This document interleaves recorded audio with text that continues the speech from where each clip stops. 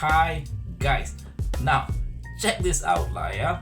Last Monday on 7th of July, Rafizi made a call for Anwar's role in the appointment of the country's top judges to be subjected to a Royal Commission of Inquiry or RCI lah ya. Now that's a big deal.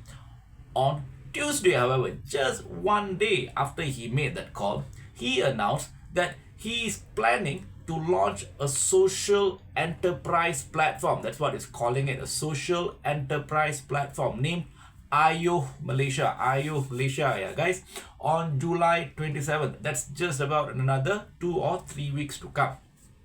Now, what is this Ayuh Malaysia thing, you ask? Well, from Rafizi's explanation, I must say it seems like Ayuh Malaysia is a high concept idea that will be like nothing that we have seen in the country so far. In his own words, this is his description of Ayuh Malaysia. I'm just going to read it in his own words.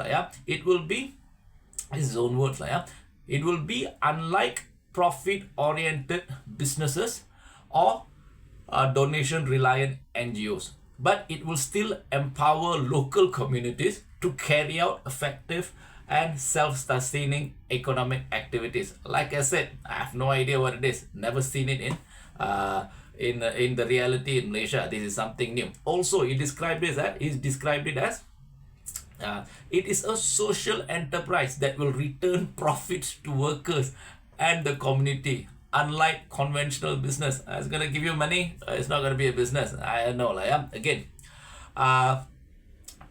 He also described it as it's a one-stop platform to set up and connect social enterprises while providing them with the expertise and additional financial resources needed to operate. Like I said, none of this is registering to me. I'm pretty sure it's registering to none of you either, in the sense that none of us know what this means, Now, as usual, I think this is just all a canggih and hebat talk by Rafizi.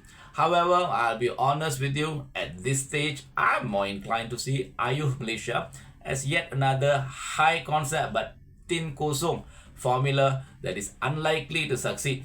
Just like how every other high concept formula by the Formula King of Malaysia, Rafizi, has failed in the past.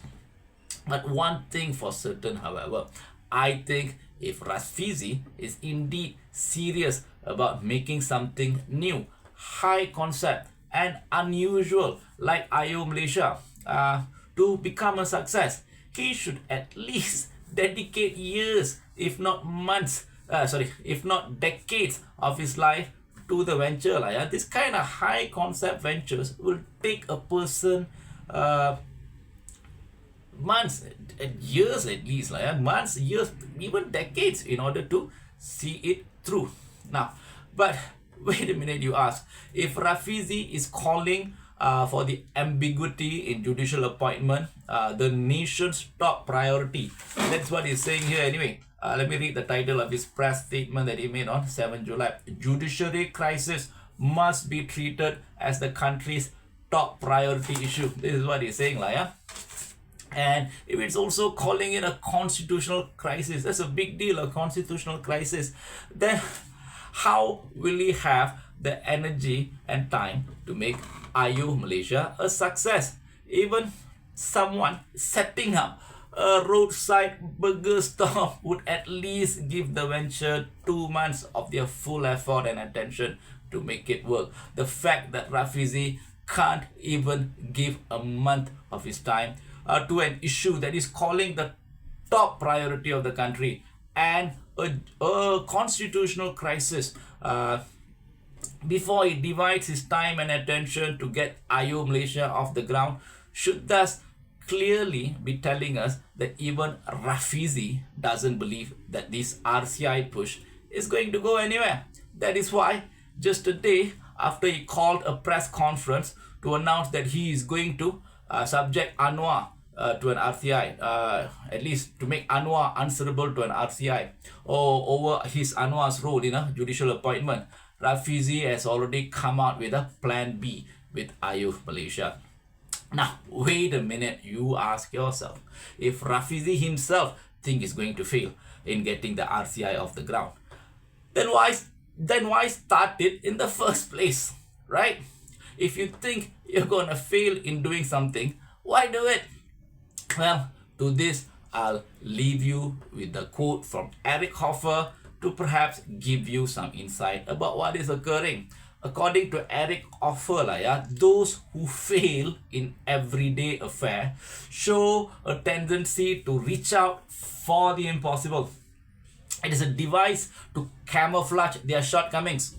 For when we fail in attempting the possible, the blame is solely ours. But when we fail in attempting the impossible, we are justified in attributing it to the magnitude of the task. Therefore, it is less risk in being discredited when trying the impossible than when trying the possible. It is thus that failure in everyday affair often breeds an extravagant audacity. In other words, what Eric Hoffer is saying, that it is just the nature of losers to do things with the aim to fail spectacularly rather than succeed modestly. Losers just want to be spectacular, even if being spectacular requires them to fail spectacularly. If they can't win spectacularly, rather than choose to win modestly, they will inevitably choose to lose spectacularly just so they can be spectacular. If you notice, all the 9 PKR MPs that supports Rafizi's call for an RCI in the matter of the judicial appointment, including himself, other than being concerned about the state of judicial independence and judicial integrity, share another thing in common. They all belong in the biggest losers camp in the PKR party election that took place around 1.5 months ago in May. 3 of the main proponents of the RCI call, Nick Nazmi, Rafizi and Wong Chen, who sat at the front of the press conference on Monday, were definitely the PKR election's biggest losers. Rafizi and Nick Nazmi were undoubtedly the 2 biggest losers in the said PKR election. Rafizi lost his number 2 position, while Nick Nazmi couldn't defend his vice president position. Both resigned from their cabinet position not long after their election defeat.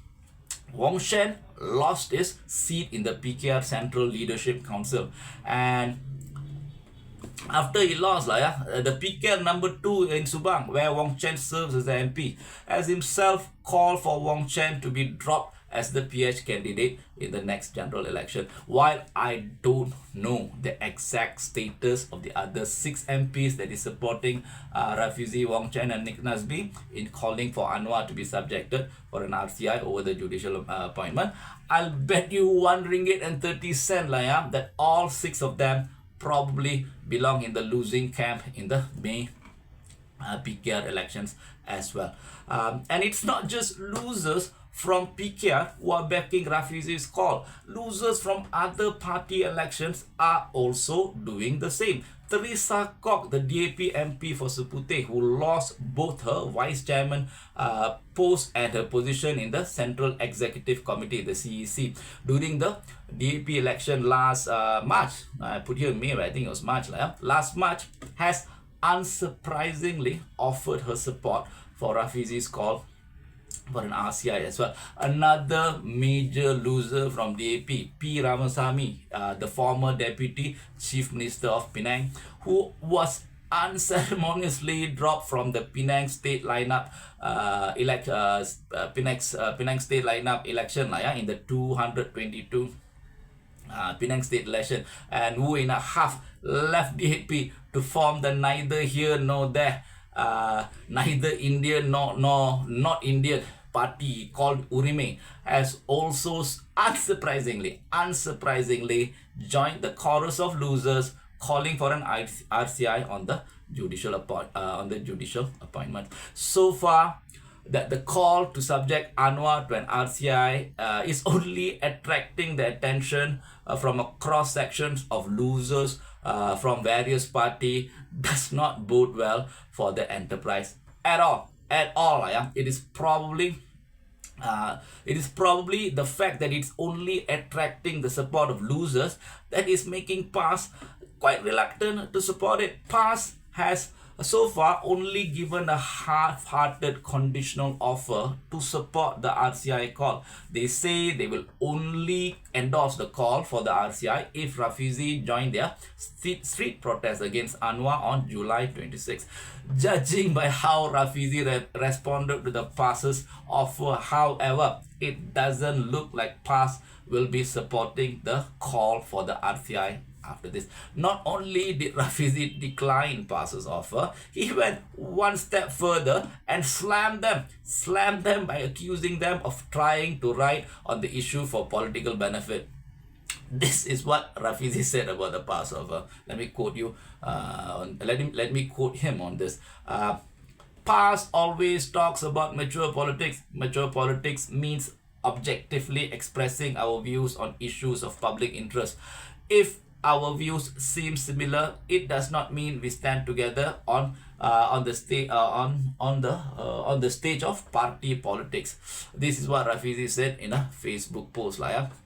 If I was PAS, instead of seeing Rafizi's rebuke as a sign that he is a principled person, a principled politician who's only acting out of concern for justice and reform and the country, I'd probably just interpret this as Rafizi, one, not wanting to win, he just wants to lose, and two, not wanting to share credit for championing the issue. Anyway, seeing how this issue is so far only attracting the attention of political losers, I'd say that like a short rain on a hot day, the subject of getting Anwar the subject of subjecting Anwar to an RCI campaign will most likely disappear without a trace in a couple of weeks. The only force that is able to compel Anwar to be answerable to